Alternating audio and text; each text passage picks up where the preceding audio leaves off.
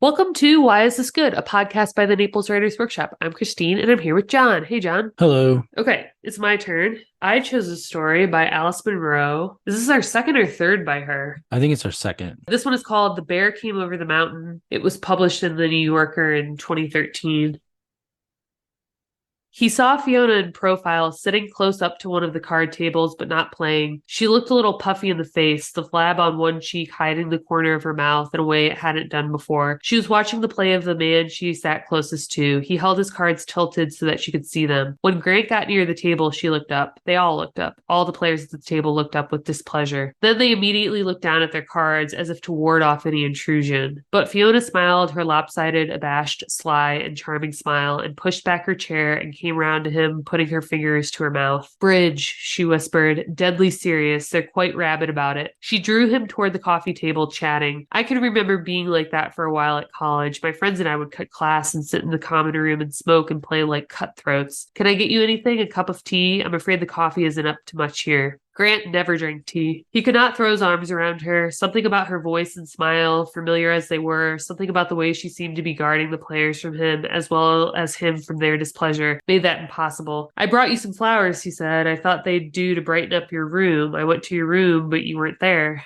Well, no, she said, I'm here. She glanced back at the table. Grant said, you've made a new friend. He nodded toward the man she'd been sitting next to. At this moment, the man looked up at Fiona and she turned, either because of what Grant had said or because she felt the look at her back. It's just Aubrey, she said. The funny thing is, I knew him years and years ago. He worked in the store, the hardware store where my grandpa used to shop. He and I were always kidding around, and he couldn't get up the nerve to ask me out till the very last weekend, and he took me to a ball game. But when it was over, my grandpa showed up to drive me home. I was up visiting for the summer, visiting my grandparents. They lived on a farm. Fiona, I know where your grandparents lived. It's where we lived. Really, she said, not paying her full attention because the card player was sending her his look, which was one not of supplication but of command. He was a man about Grant's age or a little older. Thick, coarse white hair fell over his forehead and his skin was leathery but pale, yellowish white like an old wrinkled up kid glove. His long face was dignified and melancholy, and he had something of the beauty of a powerful, discouraged, elderly horse. But where Fiona was concerned, he was not discouraged. I better go back, Fiona said, a blush spotting her newly fattened face. He thinks he can't play without me sitting there. It's silly. I hardly know the game anymore. If I leave you now, you can entertain yourself? It must all seem strange to you, but you'll be surprised how soon you get used to it. You'll get to know who everybody is, except that some of them are pretty well off in the clouds, you know. You can't expect them all to get to know who you are. She slipped back into her chair and said something in Aubrey's ear. She tapped her fingers across the back of his hand. Grant went in search of Christy and met her in the hall. She was pushing a cart with pitchers of apple juice and grape juice. Well, she said. Grant said, does she even know who I am? He could not decide. She could have been playing a joke. It would not be unlike her. She had given herself away by that little pretense at the end, talking to him as if she thought perhaps he was a new resident, if it was a pretense. Christy said, you just caught her at sort of a bad moment, involved in the game. She's not even playing, he said. Well, but her friend's playing. Aubrey. So who is Aubrey? That's who he is, Aubrey, her friend. Would you like a juice? Grant shook his head. Oh, look, said Christy. They get these attachments. That takes over for a while, best buddy sort of thing. It's kind of a phase. You mean she really might not know who I am? She might not today. Then tomorrow, you never know, do you? You'll see the way it is once you've been coming here for a while. You'll learn not to take it all so serious. Learn to take it day by day. So this is a story about a man who has to take his wife to a memory care facility and she finds a new lover. I thought this was so good. I was like so along for the ride. Sometimes you read a story, you don't really know when it's starting and you don't really know what it's going to be. And the section that I just read, I think is where this story started. Yeah, it became what it was going to be in this moment. It was in this moment that you kind of knew what the rest of it was going to be about, because it could have been a story about a happy, long marriage that ends sort of tragically this way, where one person lives out their days not really knowing who the other one is. Dementia sucks. Could have been good. Yeah. But it's also about how she finds someone new. And then I think there may have been a flashback before this section, but there certainly are after, where we learn a little bit more about how Grant was unfaithful while his wife was lucid.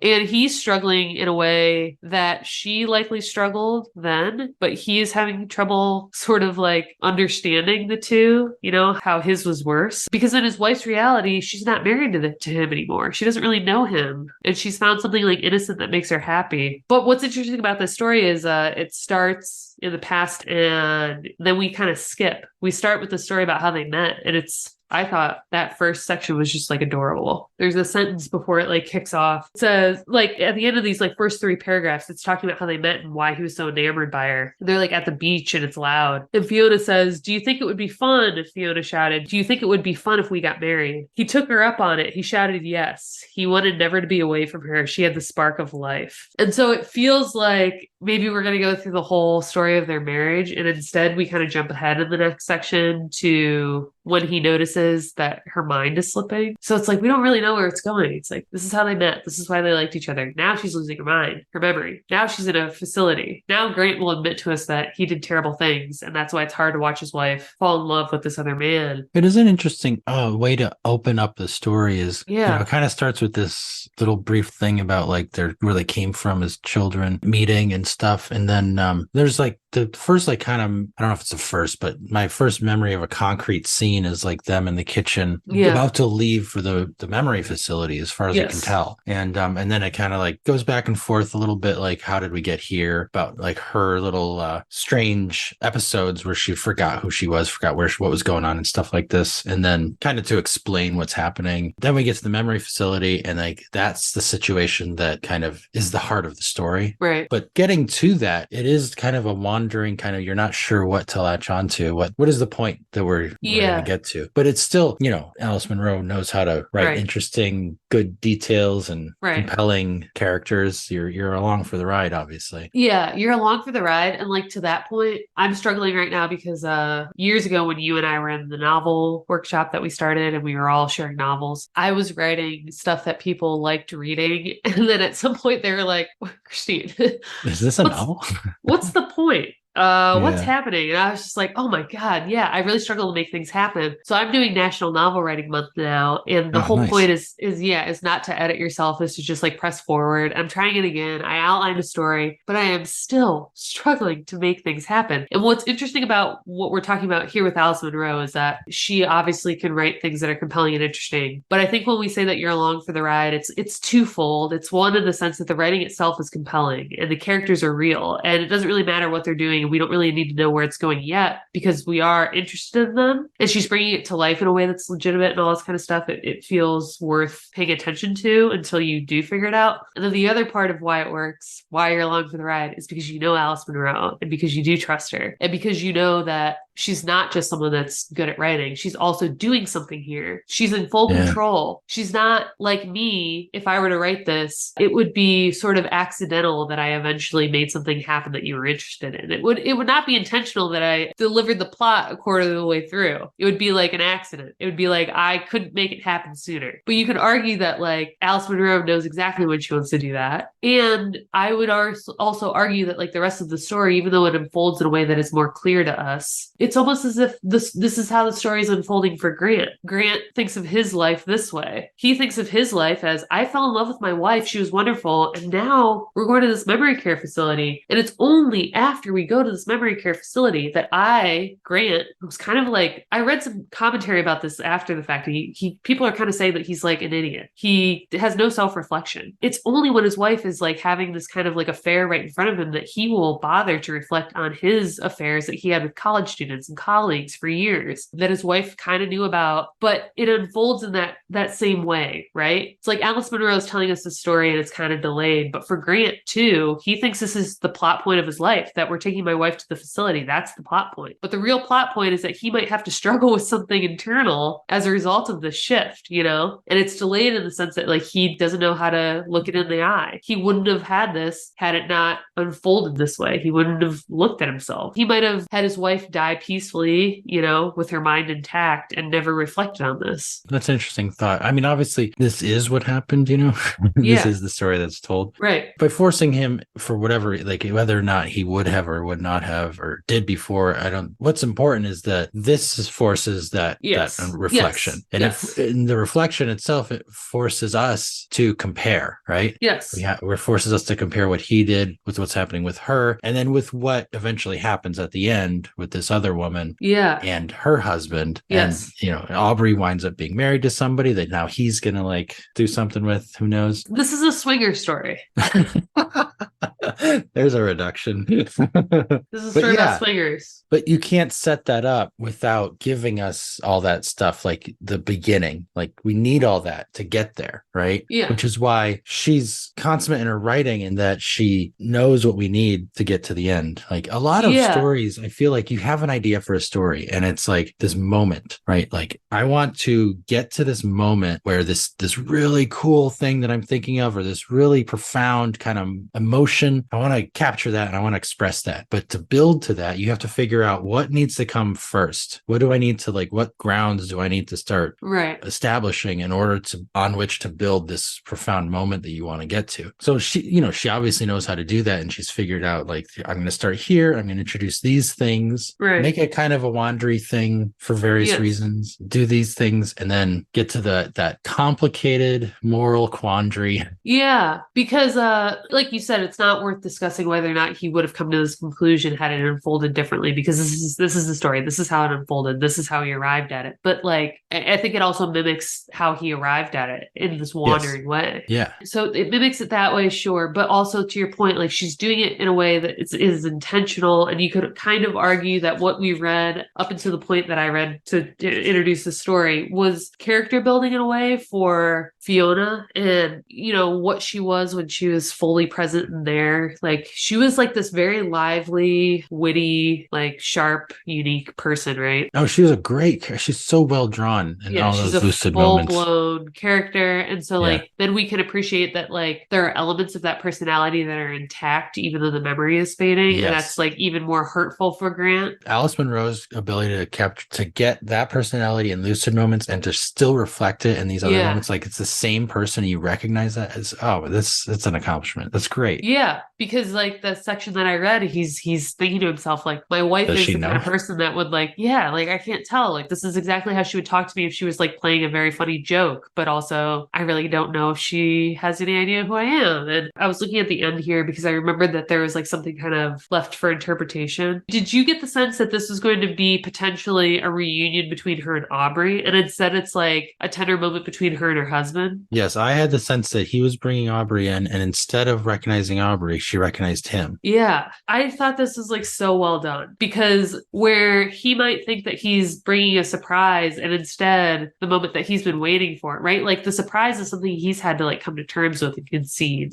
She doesn't recognize me, but I want her to be happy, so I'm going to bring this other dude around. And instead, that's the moment where she's oh, I'm so happy to see you. That's the kind of thing when I was talking about, there's a moment you want to build towards. You have this idea for a story. I feel that's the moment. This is the moment. Absolutely. We were talking about this in my fiction group recently, and somebody asked a question in my workshop about what everyone's process was. Do you outline? Do you just go by the seat of your pants type thing? And I answered the way I think I've answered pretty consistently over the years, which is I, like you said, will just have an idea of a moment that I want to build to, but it's usually an emotional feeling that I want to impart. And then maybe I'll create characters around it. But this is, you just read it and you kind of know that this is not an ending that was executed well. This was the concept. This was the point. This was what she probably thought of, because it's so expertly done. It's all the elements of the story all colliding here. Yeah, I think it's not necessarily the case that this was the initial idea, because I can see a world in which she had this idea of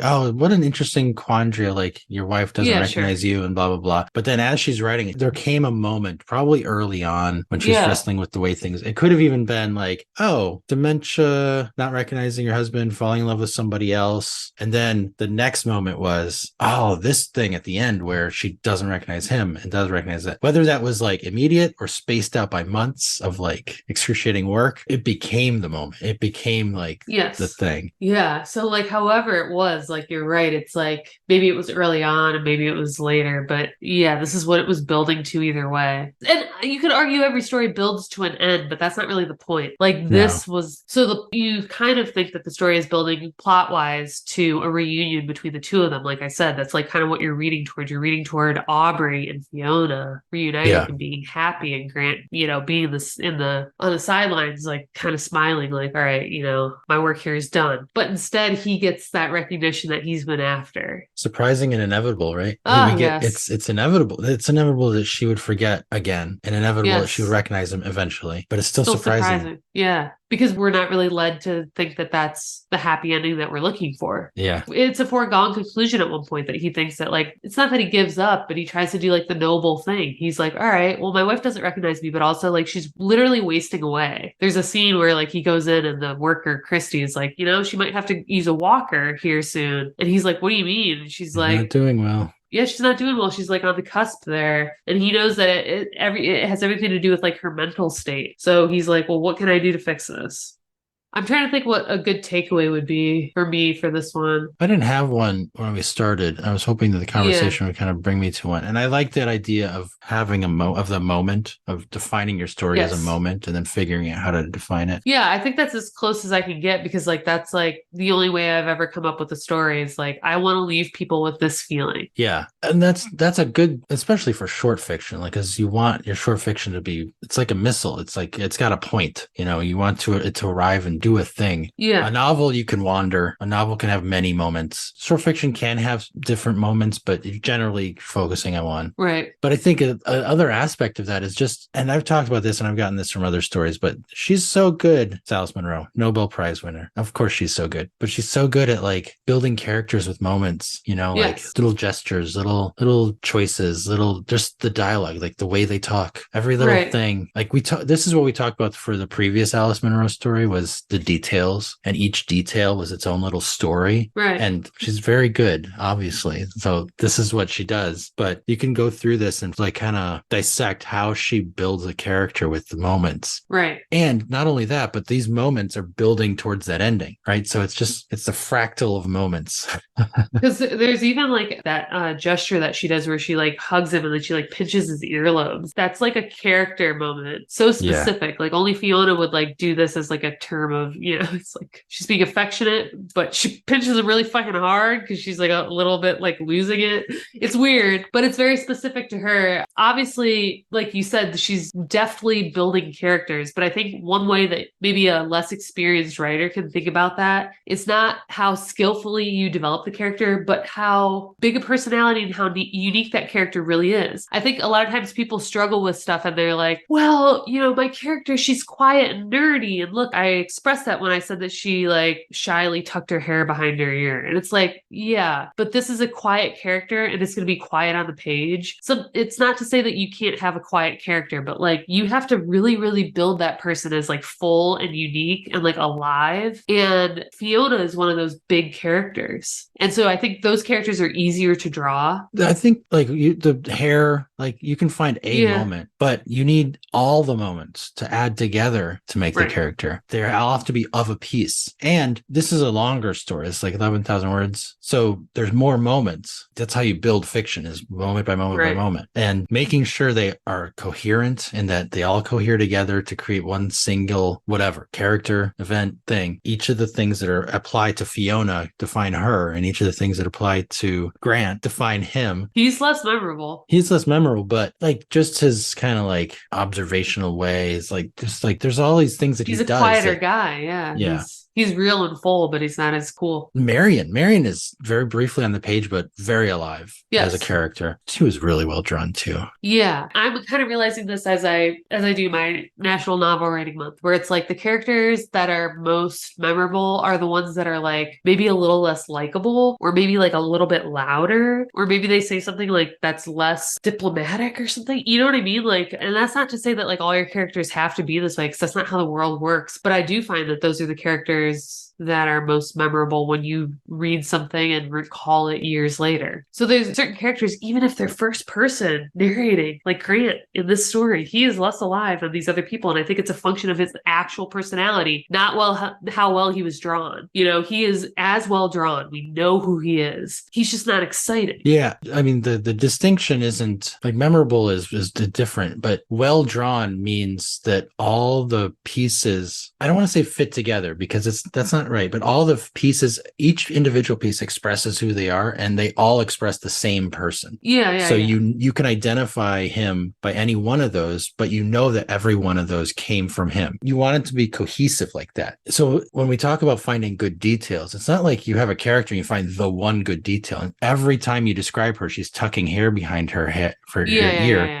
It's every detail you find has to be her good detail. Has to be a good detail that defines her. Yeah, we've talked about it in the past, like proof or theorem, where it's like, yes, everything has to like prove the same point, and different details, different examples, but they're proving the same point about this character overall. The complication is when you have a character that's changing, right? Yeah. Oh yeah, sure. So it's like those details shift with them. Yeah. I only brought up the fact that I think characters might be more memorable as a way if you are struggling, if you've been accused of having flat characters or characters that people have trouble like distinguishing. Like one way that you can be instead accused of bringing a character to life is when there's a larger than life character. I think a lot of times people really struggle. They're like, my protagonist is a 20-something young girl with mousy brown hair, and like she is struggling with her own identity. She's not going to jump off the page the same way that her counterpart, who is loud and annoying and obnoxious and like confident and maybe smokes or something and has purple hair, that she's not going to jump off the page the same way. So it's like, that's one way that you can kind of learn to do it, is when a character is fully defined, fully realized. Sometimes the easiest way that they stand out is when they're wildly different or louder somehow. Sometimes it's a matter of like, you imagine meeting them. Like, how are they when you meet them? The noisy one is going to be more memorable, but memorable and not memorable aren't like judgments on your writing. They're judgments on a character. Like, you can have great details that define a quiet, unassuming character, and you always, know who that character is. They're quiet, unassuming, and they're quiet, unassuming details, and they're quiet, unassuming gestures and all these things. So it's well drawn, well defined. And if you are reminded of them, you'd be like, oh yeah, that was that quiet, unassuming. But they're not going to be the first person you think of, because the loud person's the first one you think of, right? Yeah.